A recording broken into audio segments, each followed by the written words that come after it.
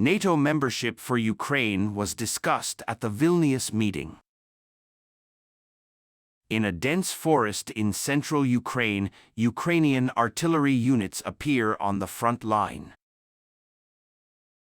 For some it will be a return from war, for others it will be the first battle, and they will replace the wounded or the dead.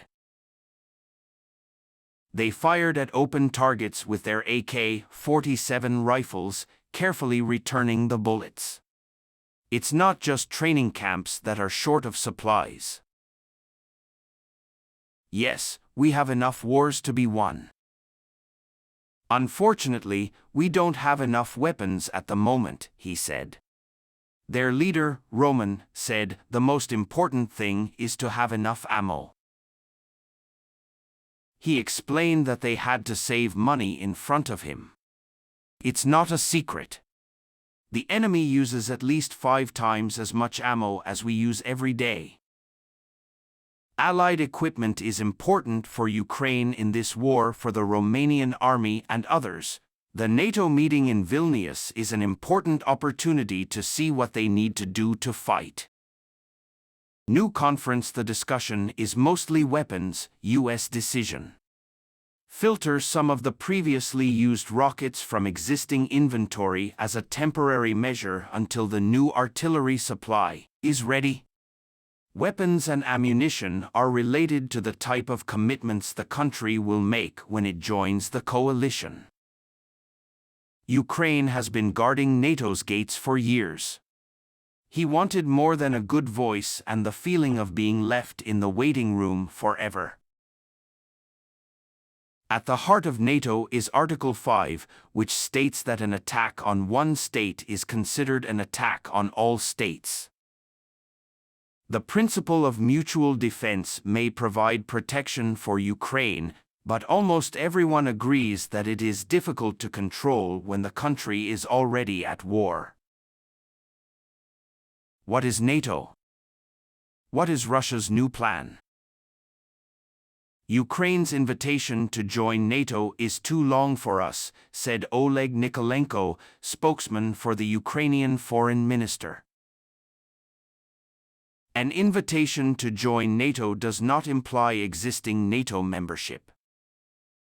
Come on, Ukraine can't survive. But we are talking about the invitation and we have clearly defined the time.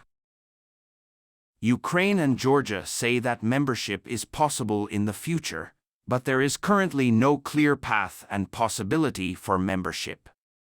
In 2014 and then in 2022, many US officials involved in the Bucharest decision now admit it was a mistake. Ukraine wants to speak clearly this time. The nature and timing of any agreement can affect the outcome of the war.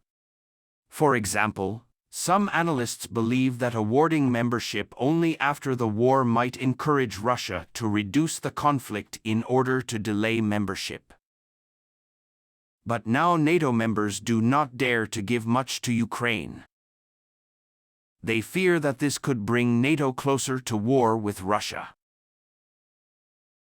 This view has caused some dissatisfaction in Ukraine.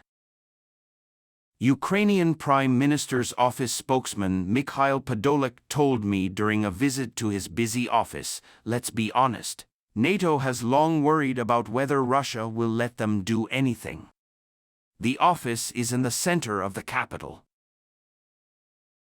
NATO should make it clear that the preconditions for the Russian threat no longer exist. Ukrainians see EU membership as a way to end the war by influencing Russia rather than escalating tensions. As US President Joe Biden has seen in recent weeks, they know that Ukraine needs changes that a state member must make. But they believe NATO, it was created to fight Moscow in the Cold War, but immediately this Ukraine fought on behalf of NATO to protect its east from Russia, where soldiers and civilians are dying every day. What are the risks of invitations or the risks of failure? They ask. Ukrainian officials are cautious about the public's expectations of the project, making only vague promises and no discussion of what would happen if they were given a guarantee of security. They no longer want to complain about the weapons and ammunition they need.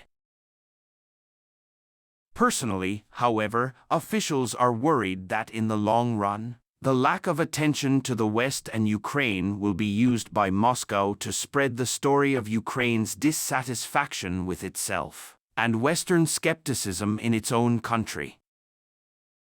A senior leader told me that people can feel betrayed.